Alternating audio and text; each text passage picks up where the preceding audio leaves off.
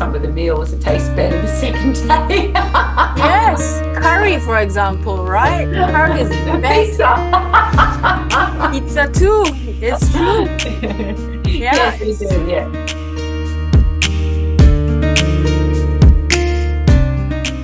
How long have you been doing food prepping? 20 years. Oh, wow. Wow. So it's really a habit that you have, been consistently at it. Wow. Yeah.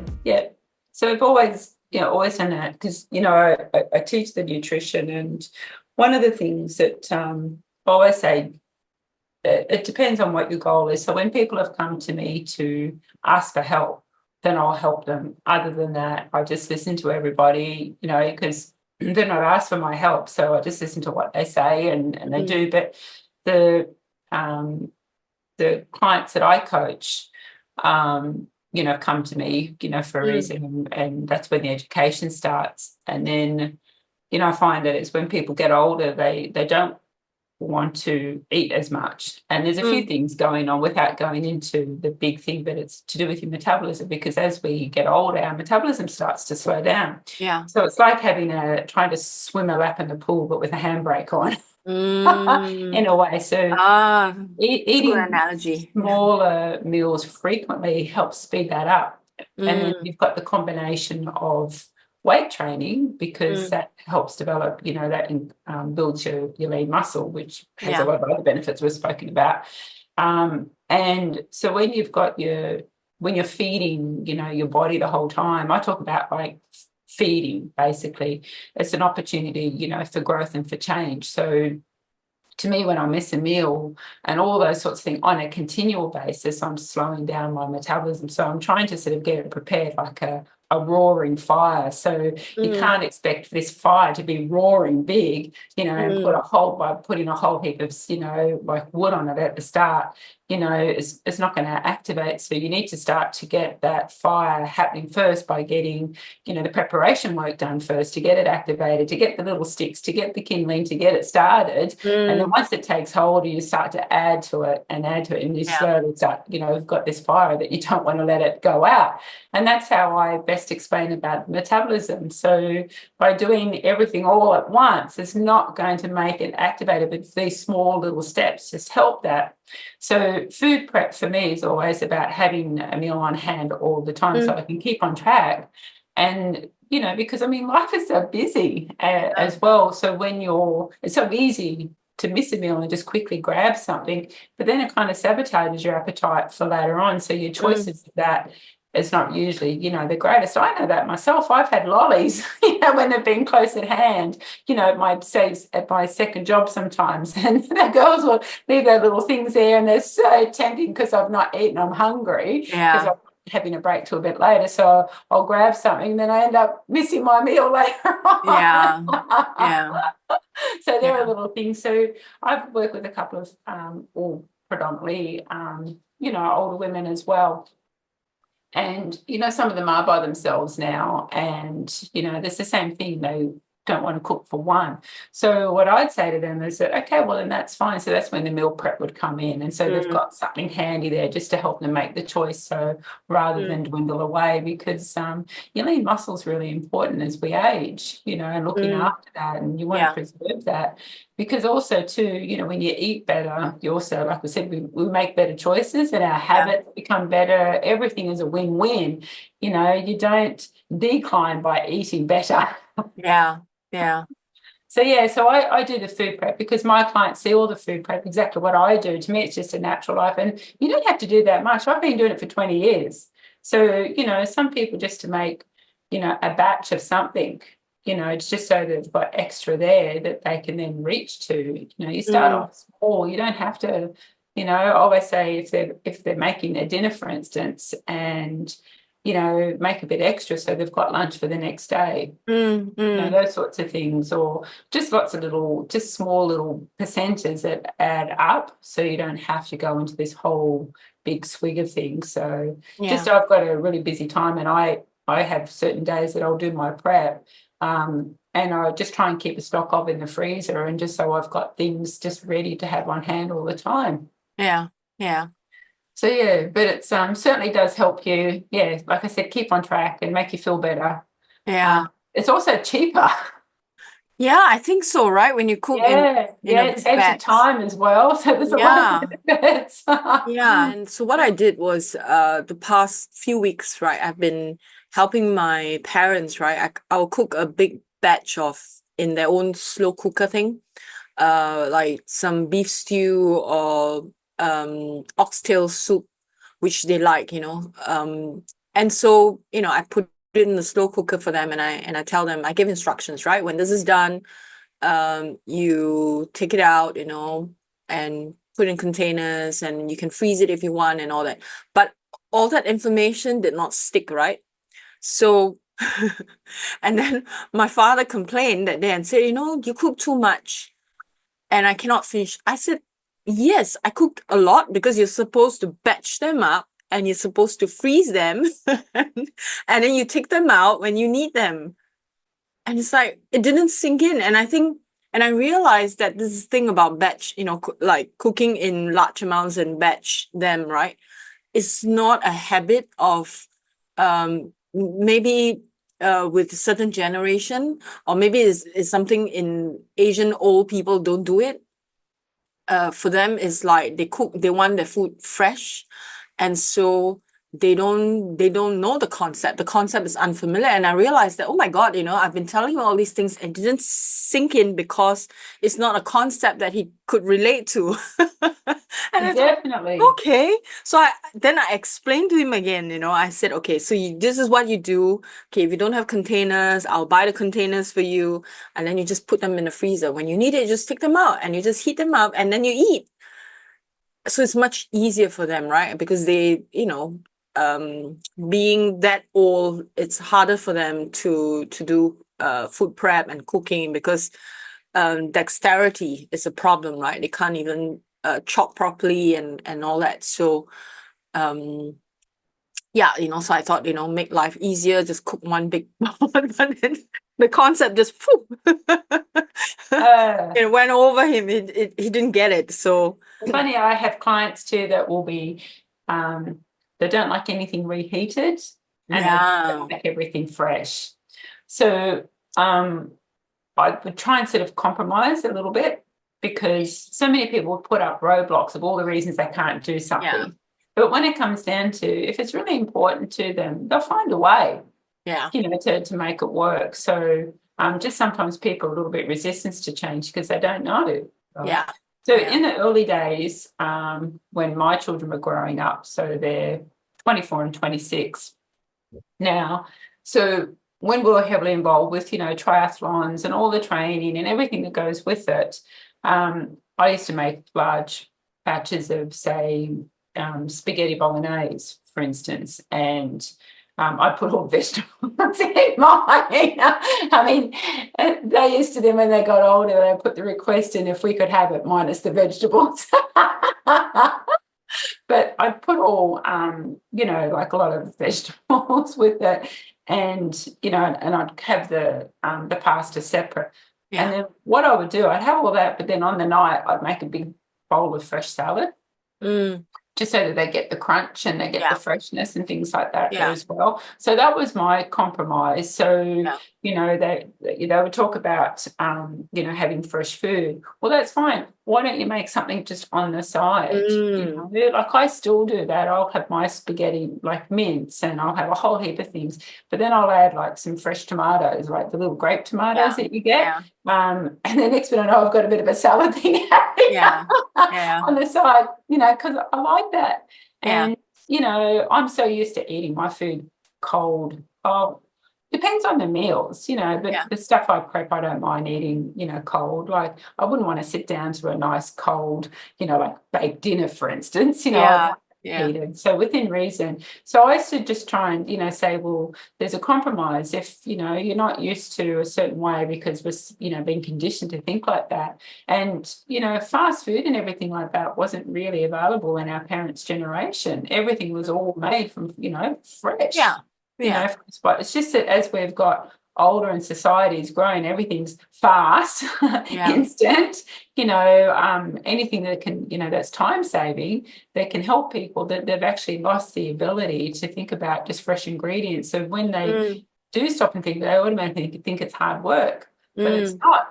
And then, in your dad's situation, like he's just not used to preparing or, stocking up on anything because he hadn't had to worry about it before. Yeah, that's true. That's true. It's it's another new learnt way to develop, and anything like that at the start, it's always difficult. Yeah. And I think now also, like, even if you go to a cafe and have a meal, they're all cooked in the central kitchen, everything is frozen, and they're just heating food up for you when you go to the cafe for a meal. Yeah. Unless you're talking about like sandwiches or, so I avoid, if I go to a cafe, not a restaurant usually they cook fresh, right? But in a cafe, I avoid things like pasta. I avoid things like a lot of the things that I know that can be cooked in advance, right? And they freeze them and they heat it up for you. I avoid that. And I usually go for like sandwiches because I know they have to make it right fresh. And so, because I believe that if I'm out there and I'm out, I want something fresh, right? I don't want something that's microwaved, and I don't like the microwave. I don't have a microwave also. And so, I guess all of these things are supposed to make life easier, right? And it really depends. And I think the thing you said about heating food, the thing that a lot of people are afraid of is that they're afraid that if they don't heat the food properly, then they're going to get food poisoning, which has happened, right? So I think it's a matter of knowing how to heat up your food effectively. And I think that's a scare for a lot of people. Like, either the food is not frozen at the right time, like they kept it out there for far too long before they freeze it.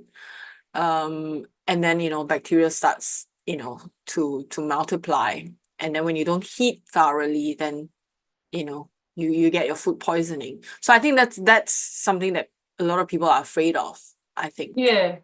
It's interesting, all the years that I've been doing, I've touched wood, I've not come across that yet. And I think with other people, because I think it depends on your dish, I think, as well. So I've certainly had some borderline meals, but I think it's just when I've left, the chicken just on its, on its days, just before I was about to, cook it, for instance. So, I've had, one or two of those situations over the years for sure. But I think sometimes when people don't want to reheat, it's the taste that they don't like. So they don't like the taste of reheated vegetables, for instance. Whereas I find sometimes some of the meals taste better the second day. Yes, curry, for example, right? Curry is the best. Pizza too. It's true. Yes, they do. Yeah. Yeah. So I think, So when you cook in huge portion and you batch them up, do you freeze them immediately after, or do you wait a while for it to cool? I just wait for it to cool a little bit, and then so I actually then put I don't let them cool completely, but I just let them cool so it's not all steaming, and then I'll just pop the lids on. Then I usually keep, say, 3 to maybe 4 of the meals out in the container and pop them in the fridge and then freeze the rest. Okay. I read somewhere, or I saw a video somewhere, I think it was a nutritionist, I don't know her name, but she said something about after you cook something and you want to freeze them, don't wait for it to completely cool down, because it's actually not good. That's where the bacteria starts to fester. But I think our belief, right, for most people is like we need to let it cool completely before we freeze them. I think that, and when I listened to what she said, I thought, okay, she made sense, right? So it's actually better for you to not wait for it to completely cool down and freeze it.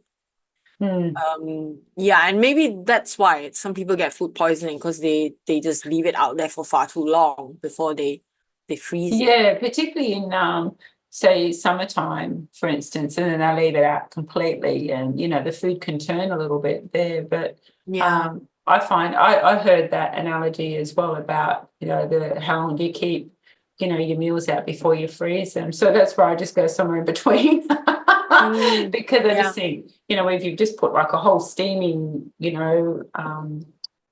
like meal into your containers, and then you still put the lid on while it's steaming, that gets trapped. So I just wait for the steam to just to settle, and then I pop it on, because sometimes they can make it really quite wet as well. So I just it's not cool completely, but I do let it. There's some meals that I do let cool before I pop in the fridge, like they won't be in the freezer. It just depends, because I find, like chicken, for instance, can be quite watery, otherwise. But then it's just one of those things. I think it just depends on the meal. But I think the most important thing is just when people just start, taking action first, and then worry about all that stuff later. Because, I was talking about roadblocks and all the reasons why people don't want to do things. I'll throw all that up. But if they really want to make a change, then, just start to do it, and then they will figure it out along the way. But, they could reach out for help, or, they can always contact us, or, message us in some way where we can always, address this, the answer to the questions or the query. Because I'm sure there's quite a few people, particularly when they are now getting a little bit older, and, the fuss with food, they don't want all that, or maybe they don't have a big family anymore with them, that they don't need to cook. So it's not really essential, but they like the idea of eating well. So, maybe that's something that they can reach out to us for ideas, or maybe other people are going through the same things as well. It's totally normal. So tell us, Alina, do you snack? As a fitness coach, do you snack? I don't really snack as much, but there's certain times, like if I'm on holidays, I always say, if you want it, have it. And I think, because then the idea, there's not like a good food or a bad food or a naughty food, or, there's no guilt associated with it.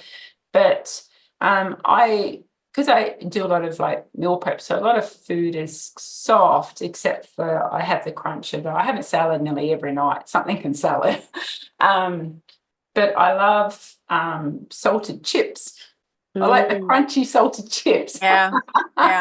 Me too. So I really, because I feel like I'm really crunching and biting into something. So if I go on holidays, I'll generally, I don't have it all the time, because I don't know, I'll just, if I want it, I'll have it. And sometimes the little thing of lollies, I like the lollies, but once again, it's the sugar that addicts. It can be quite addictive. So I always make sure I have something to eat, because it's so easily it is. Like misplaced, you missed a meal, and next minute, well, my problem is because I've got a lazy bowel, so I've got to watch certain foods that I eat, because I'll have a big reaction to it. And so things like, your lollies and your chips, not so bad, but, high sugary foods and bready foods that have got a lot of, yeast in it and things like that, I'll react to. So I'll just like blown out like a pufferfish straight away. So generally I would stop and think before I eat something as to how it's going to make me feel. Is it really worth the consequence?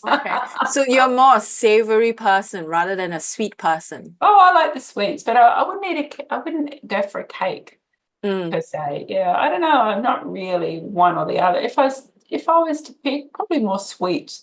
I don't really, I don't know. I don't know. Like, I remember years ago, my mother-in-law, when she was alive, they'd be sitting down, and I remember with my sister-in-law, and they just loved cakes, and because, she came from the era of making cakes, and she was a really good cook. And I remember them sitting down, and they said, "Oh, Alina, would you love a piece of like chocolate mud cake?" I went, "Oh, hell no." Oh God, no, I couldn't. The thought of that just made me feel sick. Whereas I could now have a piece of chocolate mud cake. So I think that you're tasting that change as you get older. So I don't mind nuts and I don't know. I don't really sort of snack on things. I do have some little favourites. So, like at Christmas Mm, time, I love the chocolate bullets.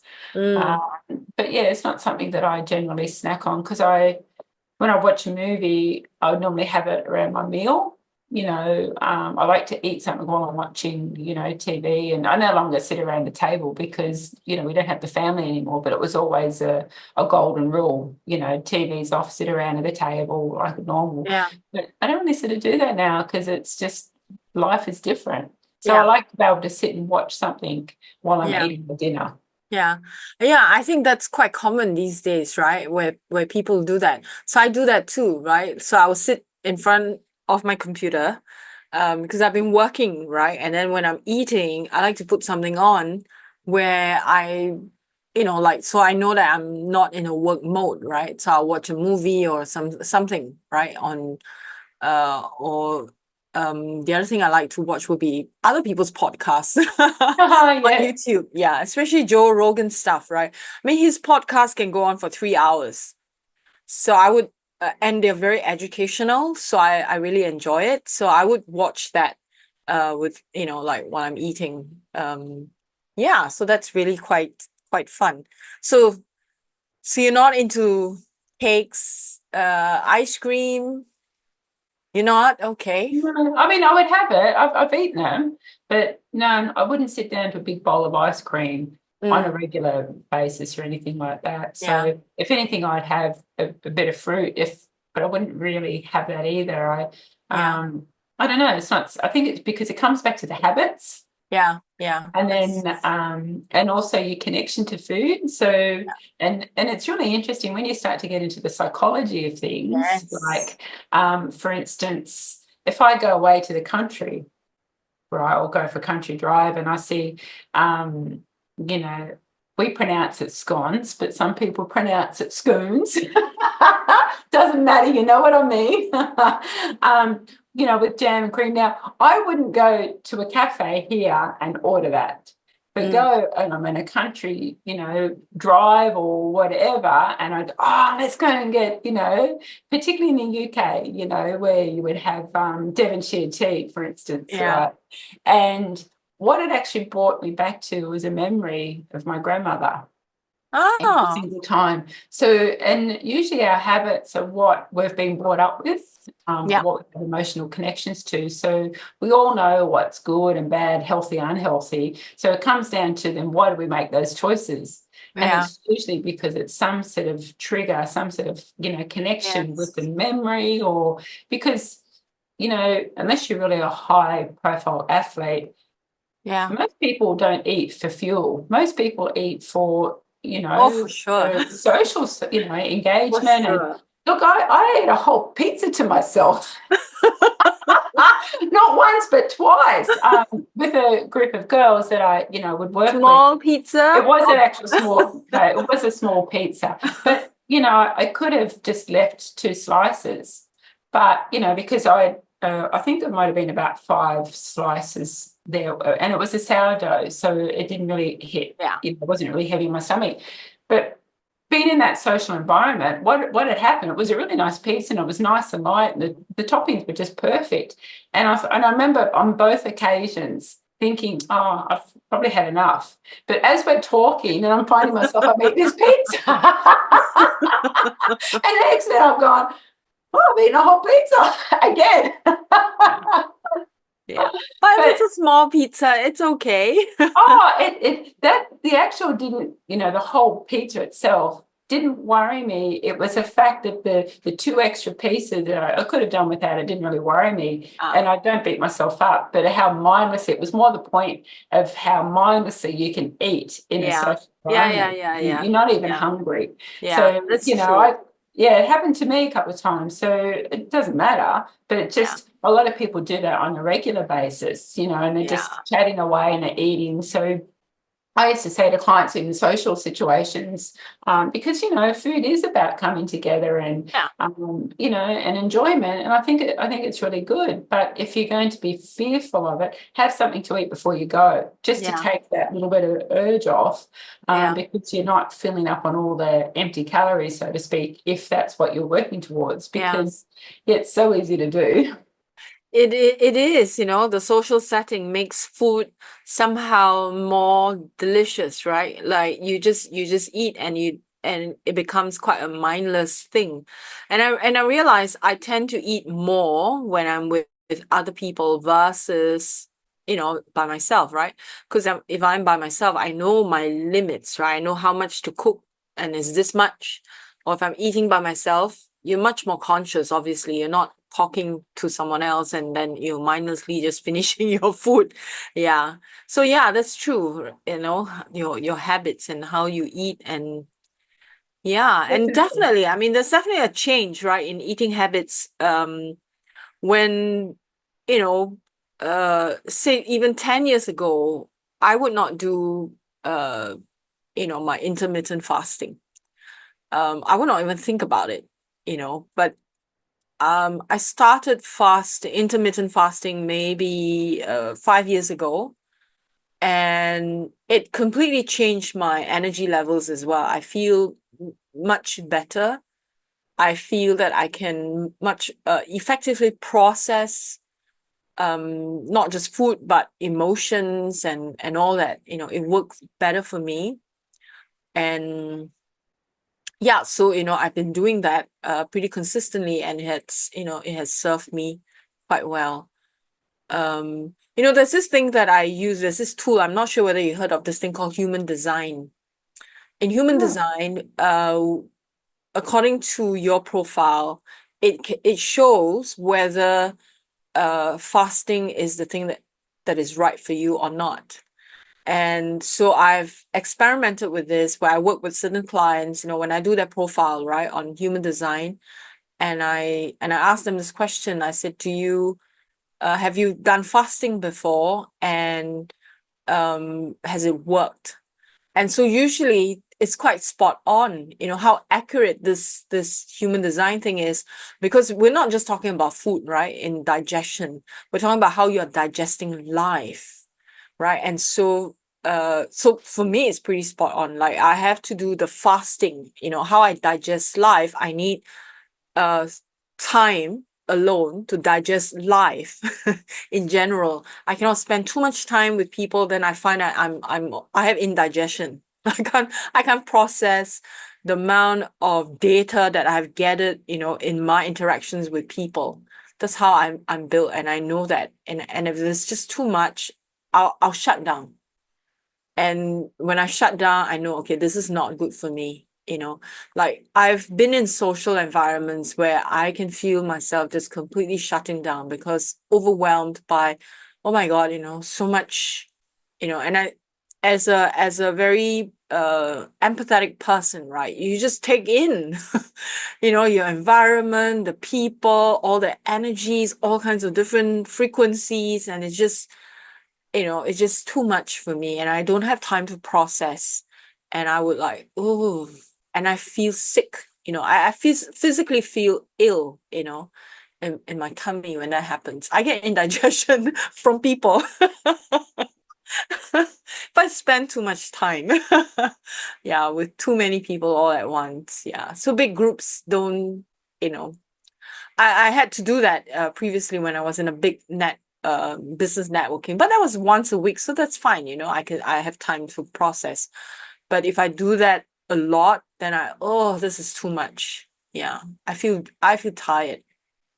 Yeah, yeah, that's really interesting because it's no one knows their body better than themselves. yeah, Yeah, yeah, and it's good, like you said, it's not just about food, it's about the emotions and everything else that's happening yeah, around you as well. And for I sure.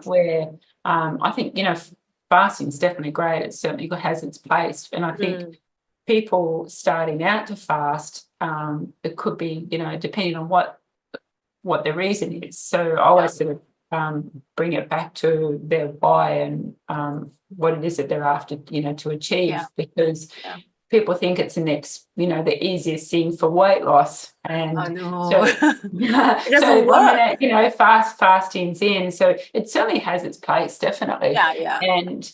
But, when it's done the right way, because I've talked with many people that have, say would do that, but then next minute they know they've just like downed, like 1,000 calories, thereafter. And then, so their day becomes quite heavy by the time the nighttime comes, and they've had a lot of heavy food, and they've had alcohol because they've not changed their habits. Yeah. So, we've come back to their habits. So they'll still keep their bad habits, but they've just delayed it until later in the day, thinking, well, I'm doing something, why isn't it working? And it's, as I said, because it's what you're doing of a nighttime. It affects your daytime. And they go, oh, and I said, no wonder. I said, your body's gone into hibernation. I know a lot of people who, when I look at that chart, right, it's best that they do not fast. They need to have their 3 meals a day very consistently. And if they do that, then weight loss becomes easier. For them, fasting doesn't work. It just makes them, it's terrible, they just put on more weight. Yes, I know. It's but I always think that if you just replace them with better choices. So, so many people want to fix everything there and then, and they get too overwhelmed with it all because they don't know where to start. All they want is change. So I always say, start with your habits first. Have a look at what can you replace what with. And what you say is so true, right? Food is so closely connected to our emotions. This is definitely a topic we need to go into, maybe in the next podcast, where we talk about like digesting life and our craving for food, right? It's so connected to our emotions and where we are emotionally. Definitely. And as you know, obviously, as we're getting older, our circumstances are changing around us too, and our environment's changing, and we can only go with what we've known, not what we don't know. And I think that if that's sort of shared, as a community, and having that support there, it helps you make those better choices, moving forward, which helps make you feel better. So I think we've come to the end of today's podcast. Looking forward to bring everyone a new episode the next week. Yes, it'll be good. So I'll say goodbye from Sunshine Coast, Queensland, Australia. And bye from me from Singapore. And my name is Shamla, and we have Alina. Sorry, I forgot to say my name. It's more about the location. So thank you. That's Alina signing off now.